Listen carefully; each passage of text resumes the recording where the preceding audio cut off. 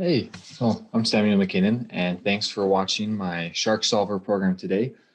You can find a lot of information online about the top speeds of sharks, but I was really curious in finding out how much force a shark would have to exert in water to achieve their top speeds. And seeing that I've been a shark nerd ever since I'm about 4 years old, I thought I'd give it a whack with this final project in system dynamics this year.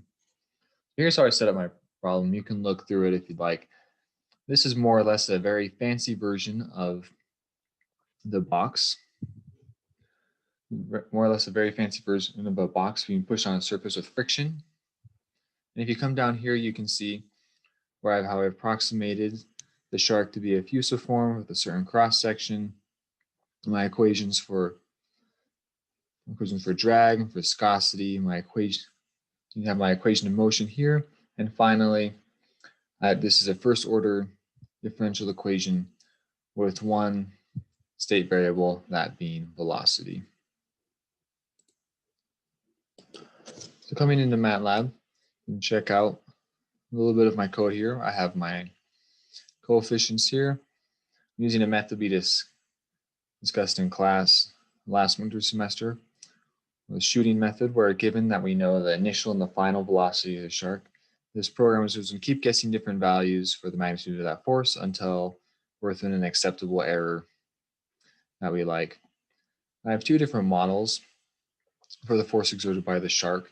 The constant force was a rather lousy model, or model the shark more like a rocket ship, and the shark would achieve its top speed within 0.03 of a second.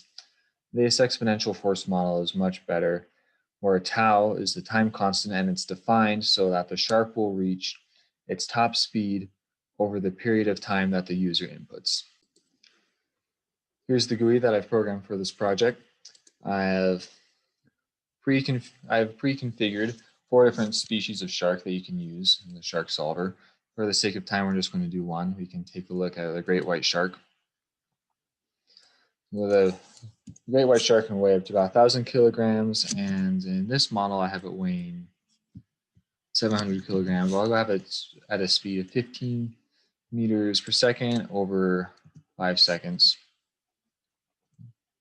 And you can see that there's a little bit of weirdness in the beginning of this graph, and you'll see this trend for just about every plot that you do, but overall, it's really nice approximation, I feel, of the velocity of the shark over time. And we see that a 700 kilogram great white at 15 meters per second would have to exert somewhere around 346,000 newtons of force, which equates to 77,000 pounds.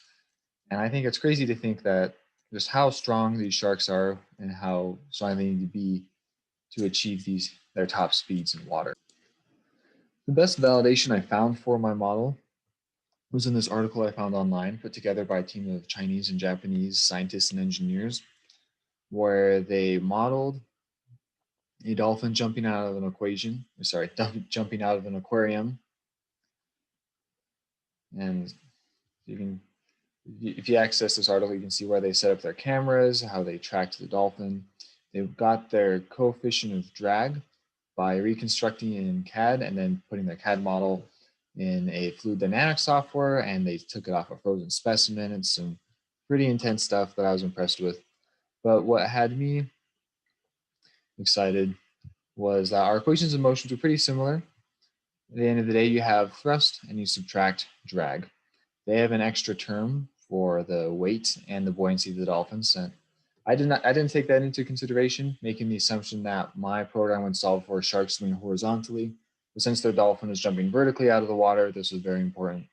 I also took into account the weight of the added mass, which is just the virtual mass of water surrounding the dolphin, something that I didn't consider to take into account when I started this project.